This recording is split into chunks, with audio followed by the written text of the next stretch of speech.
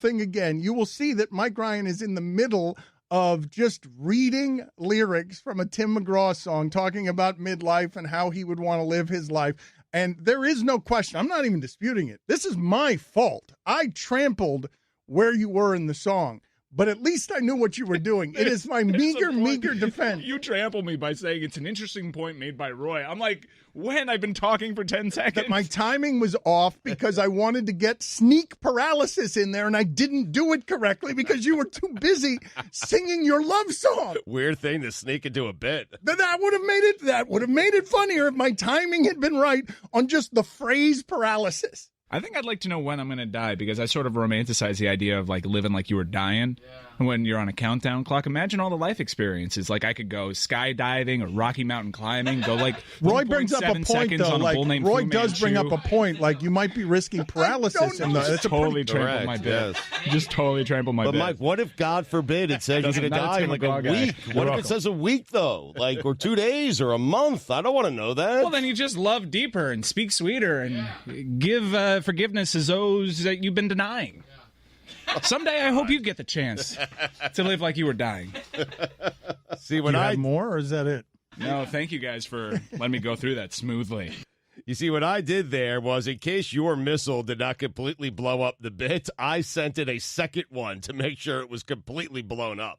Okay? But you didn't know that you were firing weaponry. No idea. Like you just fell to your knees and just fired.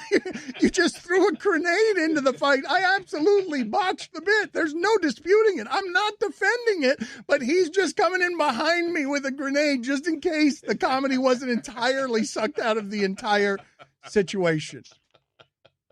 Super Bowl weekend. So let's get to this all-decade team here. Which way do you want to do this here? Because we've been making fun of the Knicks here, and we're going to continue to make fun of the Knicks the entirety of the show. Well, Chris is saying there is actually someone who put together an all-decade team for the Knicks, right? So someone has done this, someone with credibility, I guess? It's SNY, okay. and the starting lineup has all 5 positions. The honorable mention has 2 point guards, a small forward, a shooting guard, and a power forward. No center in the honorable mention. I just want to give you all the just hold on for a second here because I want to figure out how to do this on air. So, Mike, when you were saying to Stugotz, because Stugotz was saying, I don't have a shooting guard, and you were saying it's obvious. We've already established Jeremy Lin somehow ended up for 2 weeks of basketball on the honorable it's unbelievable. Honorable mention. The honorable mention team. So this is something that we were actually laughing about before the show, and I tried my best to guess, and I nailed who the shooting guard was, but it's obvious but also laughable. Right.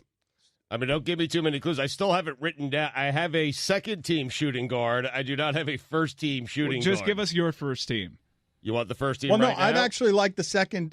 Give me the second-team shooting guard. Who is your second-team, all-decade Knicks team shooting guard? I can't even pronounce his last name. Pablo Pergioni or something like that? Wow. He's on the team. He is on the honorable mention. It's actually listed as point guard, but it doesn't matter. Are you bleeping kidding me? He's on my second team. Yeah. That's stiff. How? No, he was good. He was good for that year. His rookie year when he was like 36.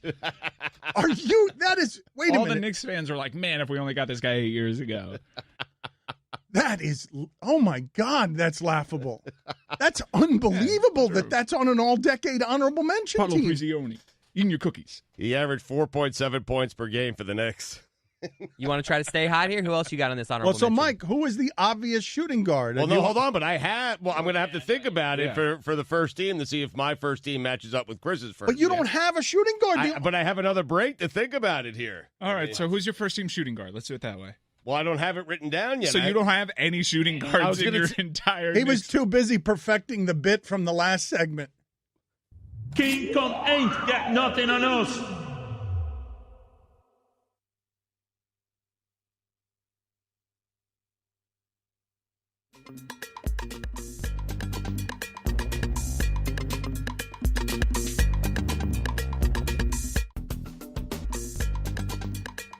Wanted to ask you about Hamilton. You saw Hamilton, huh?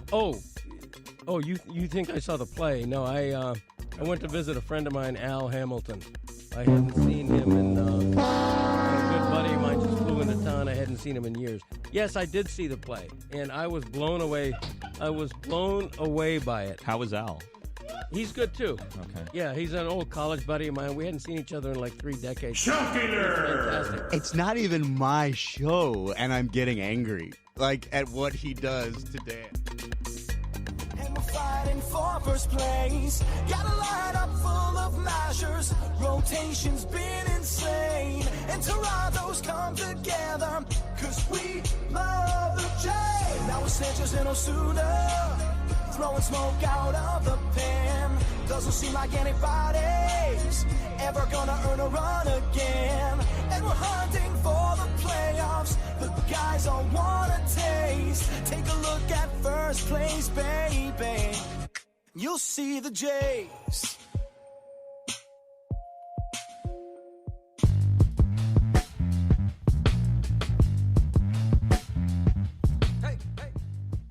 If you missed any of our interviews, check them out on demand in the Dan Le Batard podcast, brought to you by Capital One. With Capital One, you can open a new checking or savings account with no fees or minimums. Welcome to Banking Reimagined. Capital One. What's in your wallet? Approval required. Capital One, N.A., member FDIC. Dan, it's time for Straight Talk. It is brought to you by Straight Talk Wireless. Want to get to this Jurgen Klopp sound.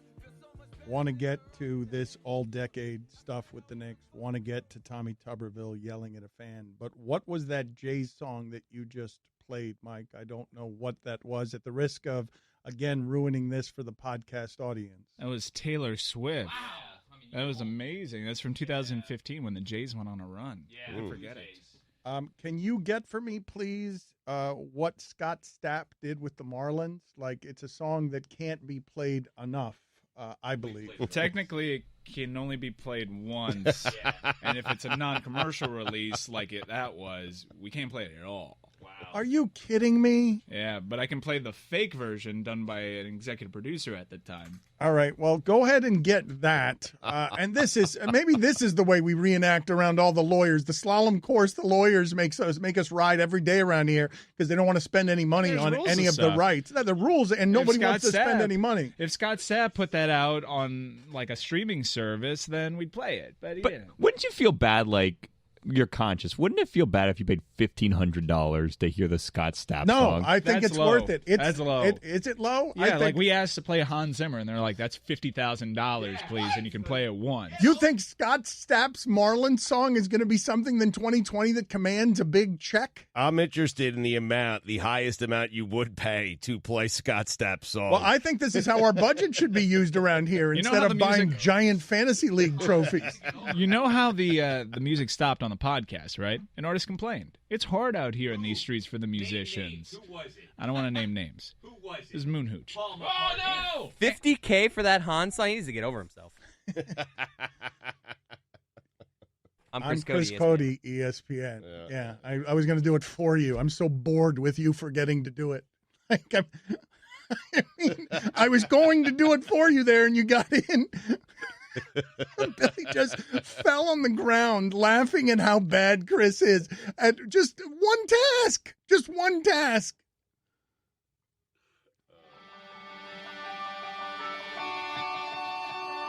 Let's play ball before it rains. We want brushbacks, checks, swings, and rosin bags. Take the field, see lots of old seats. Come on, Marlins, there's no crowd. Come on, Marlins, cocks popped out. Keep hoping and dreaming, and you'll get caught in a rundown. If you crowd the plate, maybe you'll get some high heat. Rally caps, a slurve OPS. Tie goes to the runner. A can of corn around the horn. Another rain delay. A blown save opportunity. Keep hoping and dreaming, and you'll get a field of choice. With a little cork in your bat, you'll hit a warning trick shot. Keep hoping and dreaming, and you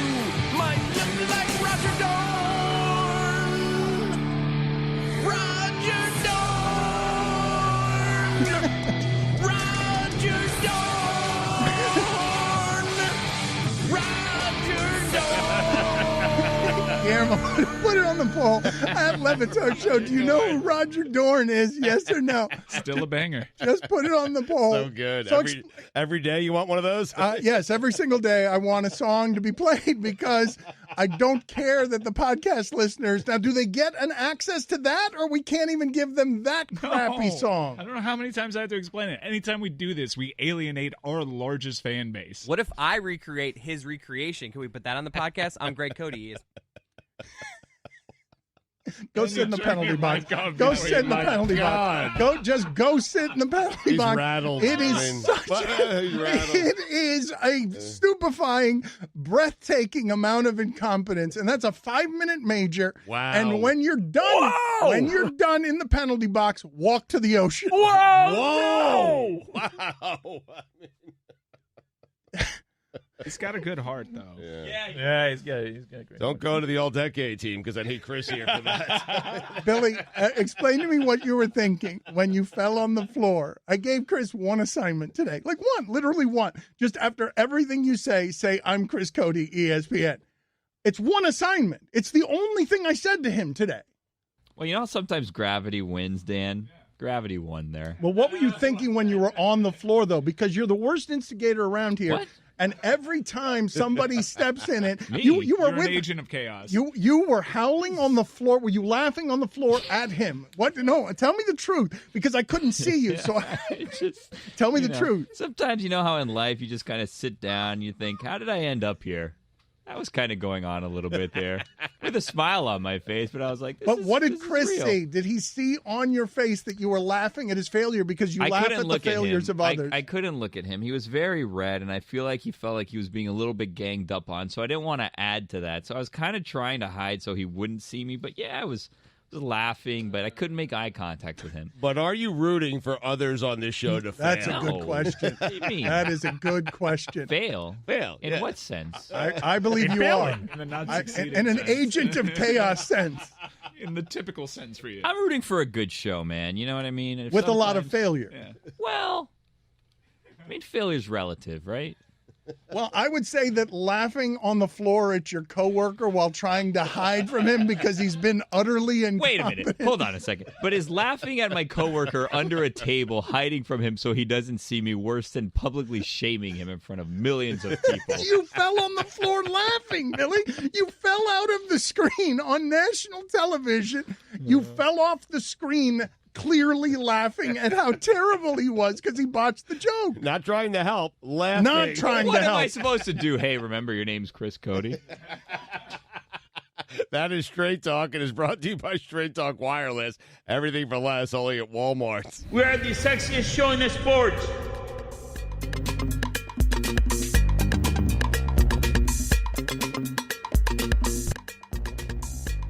You're going to need to fix that turf situation because, my God, pal, every time someone made a cut, the entire sod would come up.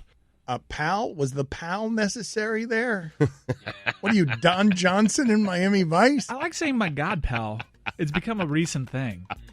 So Billy's got Here's the Thing, and I'm going to get, like, my God, pal. You're going to try and get that off the ground? My God, pal.